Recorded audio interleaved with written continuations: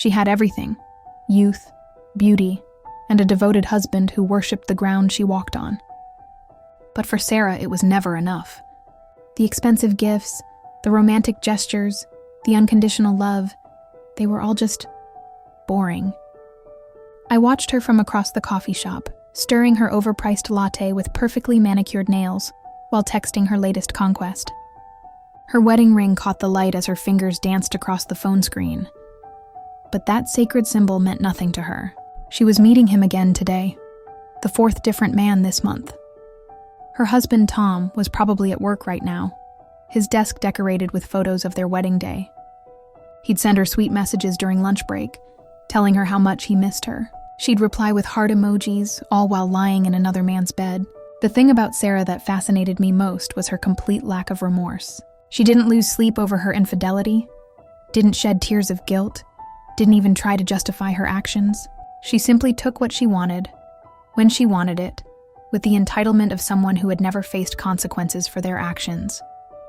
"Life's too short to be boring," she'd say with a shrug when her friends questioned her choices. Most of them had distanced themselves by now, unable to stomach her casual cruelty. But Sarah didn't care. She had mastered the art of replacing people as easily as she replaced her seasonal wardrobe. Sometimes I'd see Tom at the local pub, his eyes full of pure adoration when he spoke about his wife. "I'm the luckiest man alive," he'd say, completely oblivious to the fact that while he was working overtime to afford her luxurious lifestyle, she was spending his money on hotel rooms with her lovers. You might be waiting for the part where karma catches up with Sarah, where Tom discovers the truth, where she loses everything, where justice prevails. But this isn't that kind of story. Sarah continued her double life with the grace of a tightrope walker who never falls. When suspicious messages appeared on her phone, she'd craft elaborate lies with the skill of a master storyteller. When friends tried to warn Tom, she'd paint them as jealous troublemakers, turning him against them one by one. As the years passed, her beauty only grew, as if nourished by her deceit. Her social media portrayed the perfect marriage, earning thousands of likes from strangers who envied her seemingly charmed life. Tom's business flourished, providing her with even more resources to fund her secret adventures. The truth is, some people just seem to float above the rules that bind the rest of us. While others struggle with guilt and consequences, they glide through life taking what they want, leaving destruction in their wake, yet somehow emerging unscathed. Last I heard, Sarah had convinced Tom to buy a vacation home in the Maldives, her favorite rendezvous spot with her current lover. She posted photos of herself on the pristine beach, her wedding ring glinting in the sunset, #blessed and perfect husband.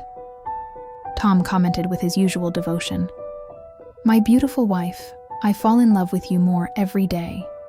Meanwhile, Sarah was already planning her next conquest, her red lips curved in a smile that never quite reached her eyes. Some might call it karma's failure. Others might see it as life's cruel injustice. But perhaps the most unsettling truth is that sometimes the villains do win. Sometimes the cheaters prosper, the liars succeed, and the selfish triumph. Sarah continues to live her best life, collecting hearts and breaking them with the casual indifference of a child plucking petals from a flower.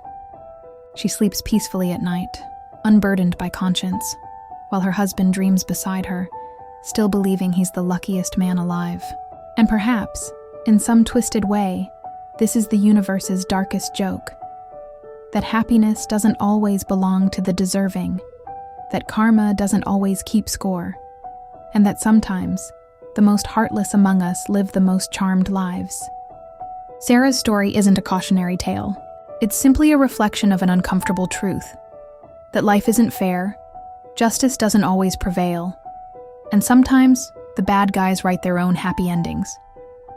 The last time I saw her, she was leaving the coffee shop, her designer heels clicking against the pavement, her phone buzzing with messages from both her husband and her lover. She looked radiant, successful, and utterly content, living proof that sometimes evil wears a beautiful face and lives happily ever after.